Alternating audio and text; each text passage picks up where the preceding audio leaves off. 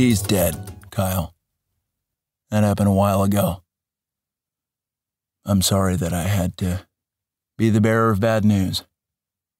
DarbyCast, Economics Wednesday. And boy, are we starting this one on a different note than I had anticipated. Kyle didn't know that DMX had passed away. One of your favorite artists, wasn't it?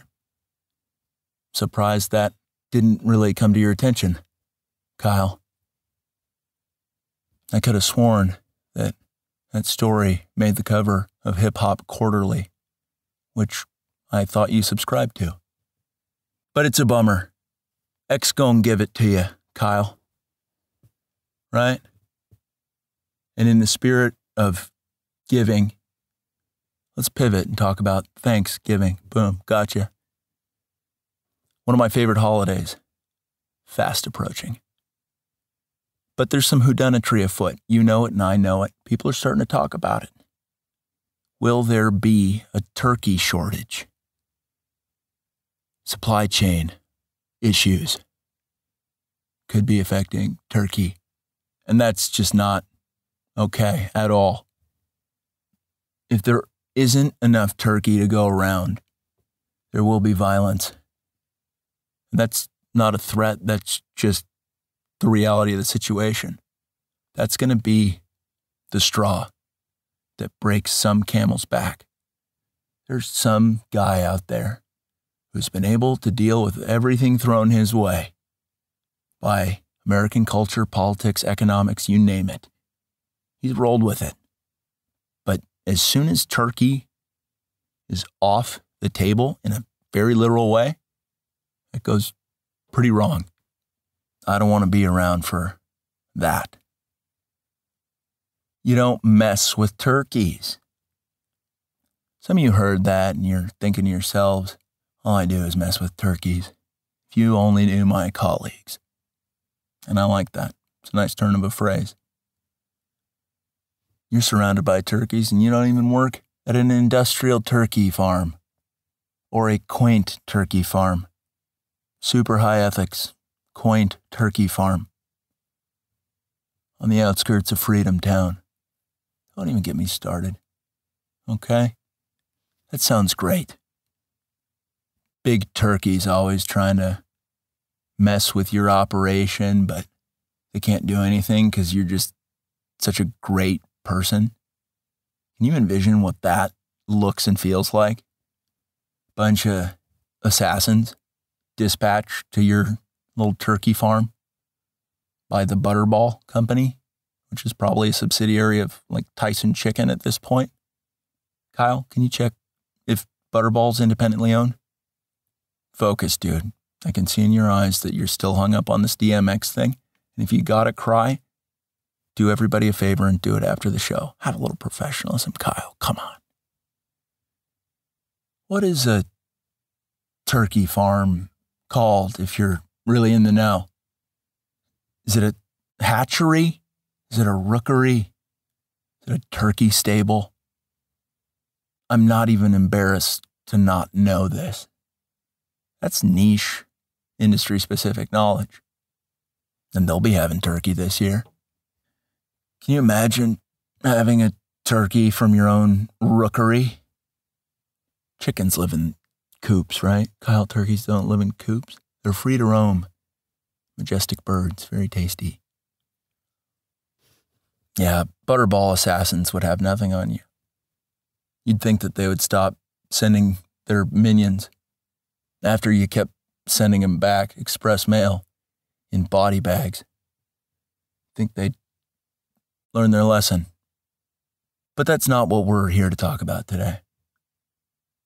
Although, it's pretty cool imagery. I will say that. And before we get into the meat and potatoes of this episode, or the turkey and potatoes, if you will, we got to take care of something that I haven't mentioned in a couple episodes. If you're new, if this is your first episode, you might want to go ahead and scram, split, leave. The DarbyCast is almost too excellent It's consistent feedback that we get from a lot of the listeners.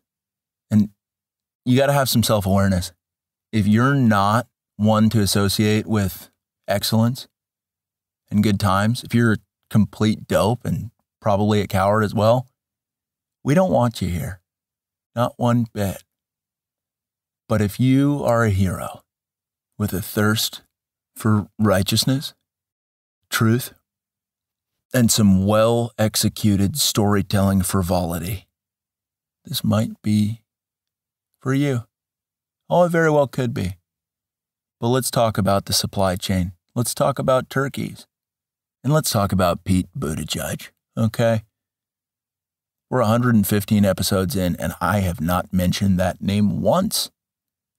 But Chancellor Buttigieg, our country's Secretary of Transportation, just tanked in the presidential primaries, and Biden took him aside and said, ice skating, meat tenderizer, Obama, revolving door, true international pressure. Come on, man. And Buttigieg had no choice but to accept, right? Come on, if you're in his shoes, you do the same thing. But he's punching above his weight class. I don't think he's an expert on transportation. And what does that job even entail? Does he just go around to cities, look at bus drivers, give them a thumbs up or a thumbs down? Like, hey, you're doing a great job. Hey, tighten it up. Secretary of Transportation? Hang out in a New York subway and be like, I saw you hop the turnstile. That's not okay. I guess somebody's got to do that, right? But Buttigieg, he took a stab at explaining the supply chain breakdown and why there are going to be shortages of things, turkeys and other stuff. Said the supply chain is wrecked until everybody gets vaccinated, and then supply chain is going to be okay. What a call, right? Like, what a power call. And nobody really scrutinized that statement at all in the press, did they? It's kind of par for the course. You ask a Democrat something, then they say something absurd. You just clap. That's your job as a journalist now. Clap when the left talks, boo when the right talks. Good job. That's journalism for you. I think they're teaching that at universities now. But nobody asked good old Pete Buttigieg, is that really why the supply chain is struggling right now?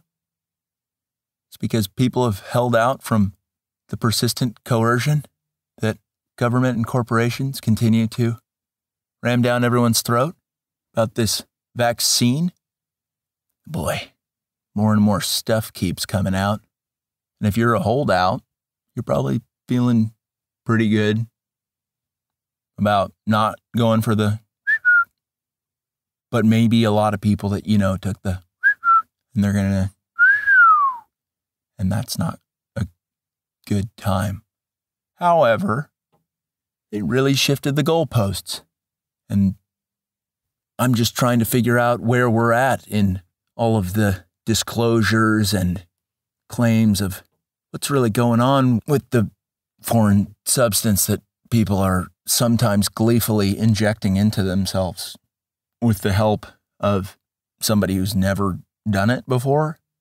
Wasn't that going down? They just had randoms injecting the vaccine into people. Look out into a crowd and be like, you, come here. Let's get this done. Start jabbing people in the arm. Then you press the plunger. They're good. And then maybe somebody who was chosen like that's like, I don't know if I'm qualified to do this.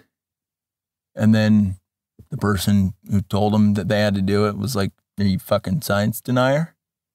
You an anti-vaxxer? You stupid son of a bitch? And then they caved out of the social pressure and they just started stabbing people and going for it. What a show. But efficacy of the vax, when it first came out, wasn't it like 99%? They put a hell of a claim out there from the get-go. And boy, has it been revised since. 99% effective. Oh, wait, it's more like 60. Oh, wait, you can still get COVID and spread it. Oh, wait, now the vaccinated are getting very ill and are starting to account for more deaths than the unvaccinated. Oops. Talk about a bit of an oopsie doopsie, right? So they're still beating that drum. After we've discovered that people who got it can still contract COVID, spread it, and potentially taking it will implode their immune system entirely, making them susceptible to just about anything. Common cold is going to flatten these people, potentially. What a vaccine, right? Kyle, the other day, you remember what you told me? You said they changed the definition of vaccine on a couple websites, and that what's being injected into people is more on par with some kind of gene therapy. In terms of my technical knowledge, I can't really validate that, but here's what I will say. I don't think you're wrong at all, Kyle. So that's what the former mayor of South Bend is insisting needs to happen to correct any logistical hiccups in our national supply chain. Get a little blast of the science juice to the arm. That's what they're calling it, right? Little lefty hipsters. Just got my double jab of science juice. Rough folks, right? But they're saying, get this, once we have everybody taking the thing that at best it doesn't work at all, and at worst it's going to render your immune system entirely useless forever until you're dead, probably sooner than you would have been had you not taken it. Once more of that's done, shipping lines, trucking, it's all going to be fine. Hell of a claim. It is. And what an interesting continuation of the blame game. The rich fat cats and power players of the world attempt to absolve themselves of all responsibility for things going terribly. The Great Resignation is what they're calling it. People have had enough. They're leaving their jobs. Many people don't want to be forced to take medicine they don't need. It's shocking, but some people feel that way. So you've got people walking off the job that way. Total power play, too. I don't mind that. In fact, I admire it. That might be a bit of a reason why supply chain's not doing so well. People are like, no, I don't want to take it. I've heard some bad stuff.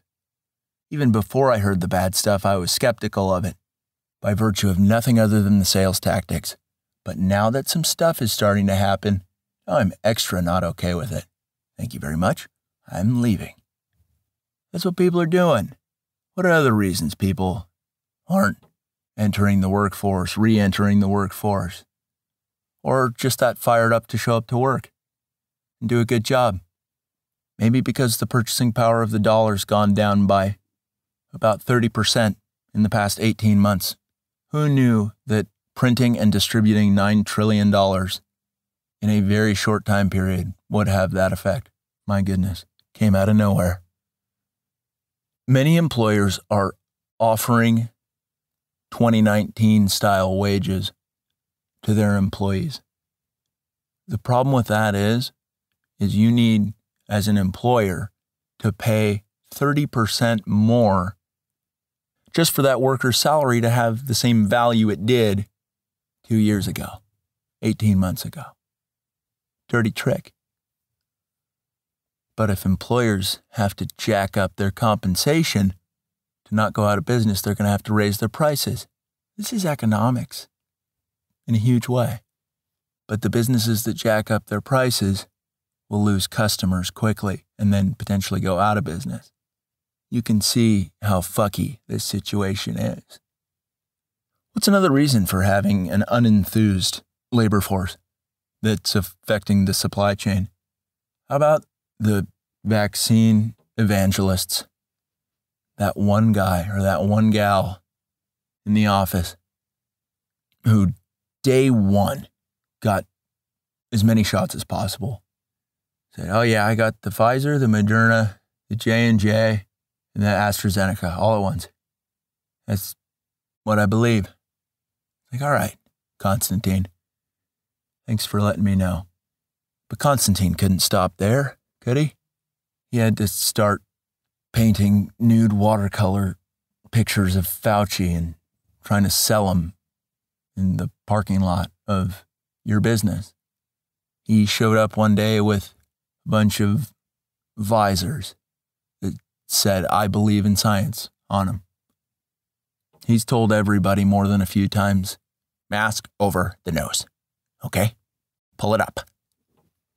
We're not out of this thing yet. Curve is still not flattened. Most businesses have one. One of those. Compliance Constantine.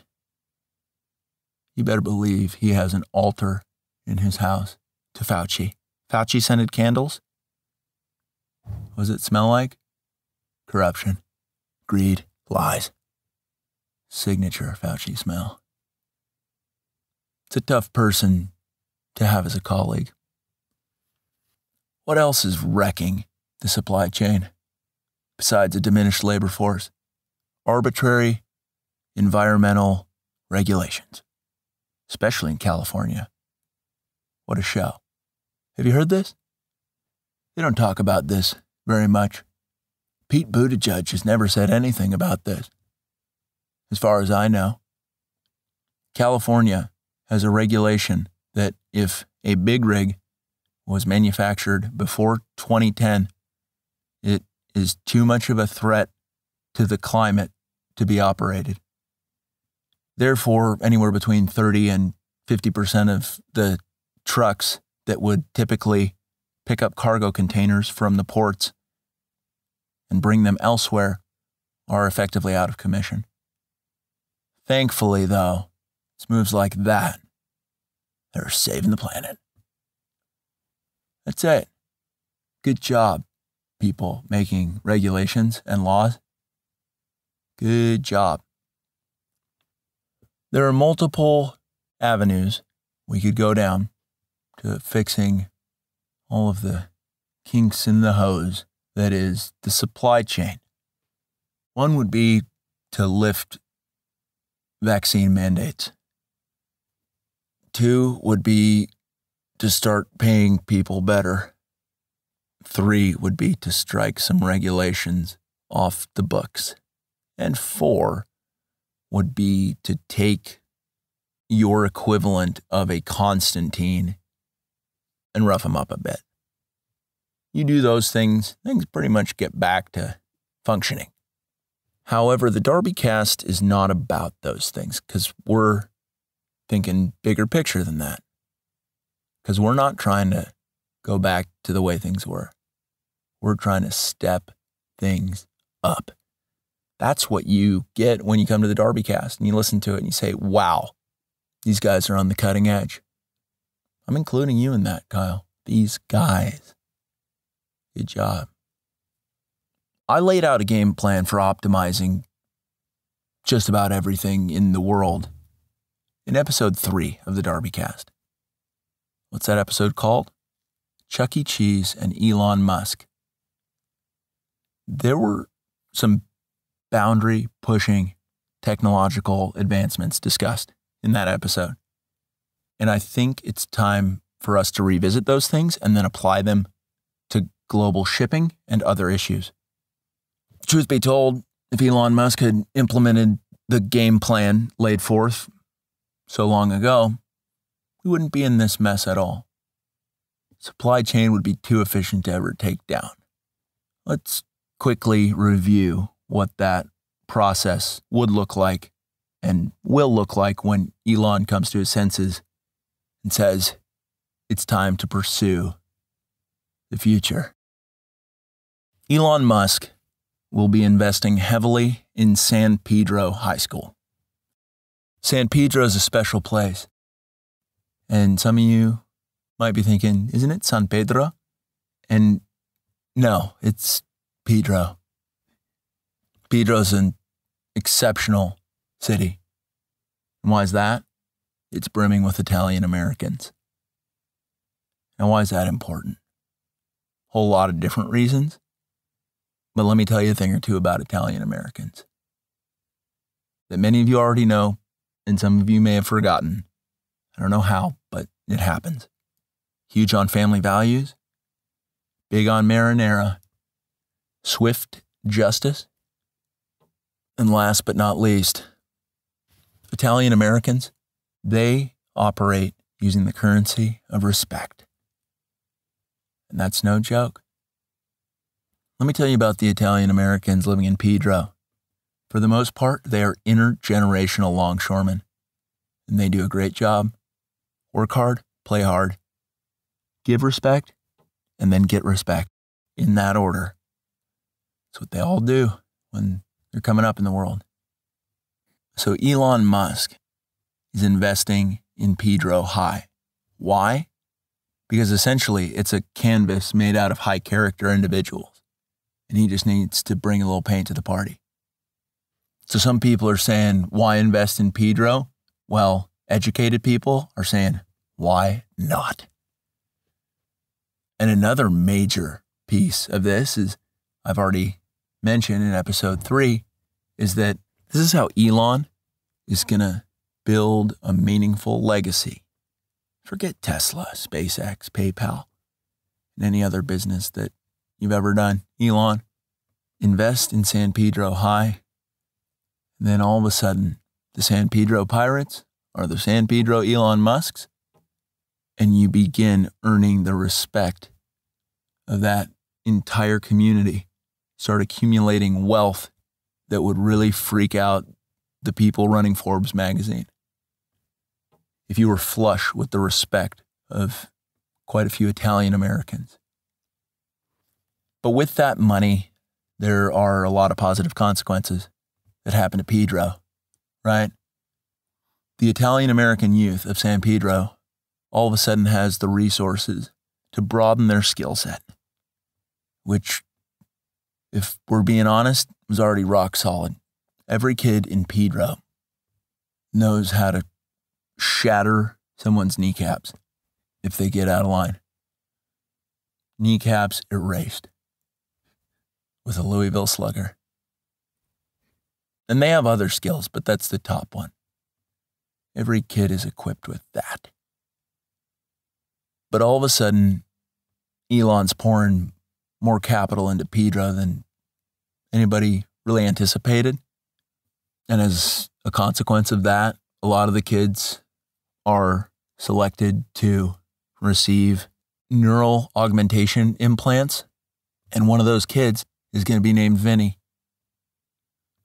And we've talked about Vinny and his contributions to the world. Let me refresh your memory as it relates to Vinny. He was going to be the chief data scientist, and he still can be, in developing a super AI and implanting it inside an animatronic Chuck E. Cheese robot. Taking a Chuck E. Cheese robot off the stage at one of their many locations and saying, I'm going to give you a boost to your processing power so much that the world of music is never going to be the same again. That's what Vinny does. He transforms a tired and ethically questionable robot into a musical savant and cultural hero, right? But this is where things change. We turn Vinny's attention towards the docks. We say, hey, we've got some supply chain issues. What do you want to do about it? And you better believe that Vinny is going to make the proposal that the dock needs to be fully operated by Chuck E. Cheese AI robots that have skills programmed into them, making them pretty darn good at being longshoremen. It's a bit obvious, but some great ideas are hidden in plain sight. Who's going to fund this? Elon Musk. And a lot of you, bright individuals, you said, whoa, the port's being run by these automatons. What of the Italian Americans working there? I'm glad you asked, because they're going to be taken care of by Elon Musk. He's going to pay them. Elon's going to say to him, you've got two options. Both of those options involve millions of dollars. But only one of those options involves millions of dollars and a flamethrower and being charged with the duty of being bodyguards for the Chuck E. Cheese longshoreman AI robots. Which option do you think the Italian Americans choose? It's a no-brainer, right? They're wealthy. They don't have to work. They get to work. What a thrill that would be. Show up every day, put on a flame retardant jumpsuit, drive around the port in a Ferrari or a Tesla provided by Elon. And even if you go with the Ferrari, Elon's not going to judge you. It's pretty cool. But that port's going to be really cooking, right? Vinny wouldn't be able to stop there, though. No chance. And Elon's drunk on respect, coming at him from all directions. So he's in as well. Says, Vinny, you can do no wrong. Please continue innovating. And Vinny just says, bada bing. And then an Italian guy pops out of nowhere and says, bada boom. Because that's the way Pedro functions. If you want to boil it down, that's it. Right there. Bada bing, bada boom. Vinny would then set his sights on the trucking aspect of the supply chain and start developing AI trucker Chuck E. Cheese. And of course, a lot of geniuses listening to this right now said, it's going to put a lot of truckers out of work. We can't have that. Trust me, I've already thought of this. What will AI never be able to learn on its own through machine learning? That's right. The importance of faith in our Lord and Savior, JC, and the importance of family. Now I'm going to step out on a limb here and say the trucking community is full of people with subject matter expertise in both of those things, faith and family. So we're going to pay them to sit shotgun as Chuck E. drives, tell him a thing or two. Elevate Chuck E. Cheese in a huge way. Why wouldn't we do that? And here's where things get a little bit dicey. Because the establishment is going to see what's going down in Pedro. They're going to try to shut it all the way down. Either by policy or by force or both. And that's when Vinny steps up yet again and develops extreme hacker AI Chuck E. Cheese to thwart any cyber attacks coming in towards Pedro and its inhabitants, and also to hack into a couple of mainframes, do some damage to some firewalls, change some wording on some legislation, and help correct the wrongs of a corrupt empire. An AI hacker, Chuck E. Cheese, is ruthlessly efficient. He's going to get all that done quite quickly. And then he's just in chill mode, monitoring cyber threats. A lot of you are probably saying right now, wow, that's a really cool thing that Vinny did. But what about the brute force? You mentioned that some rich fat cats would want to maybe do damage. And this is where Vinny reveals the most impressive AI Chuck E. Cheese of all, that he's fashioned, drawing inspiration exclusively from the Jason Bourne movie series. Vinny only made one of these, because he only needs to make one. And I don't know how you combine those names, which sounds better, Jason Cheese or Chucky Bourne. For some reason, Jason Cheese really does it for all of us. I know you heard that and you're like, yeah, that's it right there. Nobody would mess with anything, anywhere in the world, if you knew that one ethical slip-up would attract the fury of 1,000 imploding suns, which is what? The targeted lethality of Jason Cheese. Oh, he's pissed. It's how he operates. It's how he's programmed. Now the question that a couple people are thinking, well, what if this army of AI Chuckies go rogue? Aren't we in trouble? Got a quick response for that. The answer is absolutely not. Why? Because Vinny's Italian-American, and he took precautionary steps to ensure that nothing would go down. He gave all the robots kneecaps, just in case he needed to smash them into oblivion, rendering them immobile and smashing their CPUs. That's a stylistic choice by Vinny that I think we can all appreciate. Store the CPU not in the head portion of the robot, but in the kneecaps. Very smart. But chances are it would never come to that. Why? Because Vinny designed 2 other Chuck E. Cheeses. One who's a great chef, another who's a sommelier.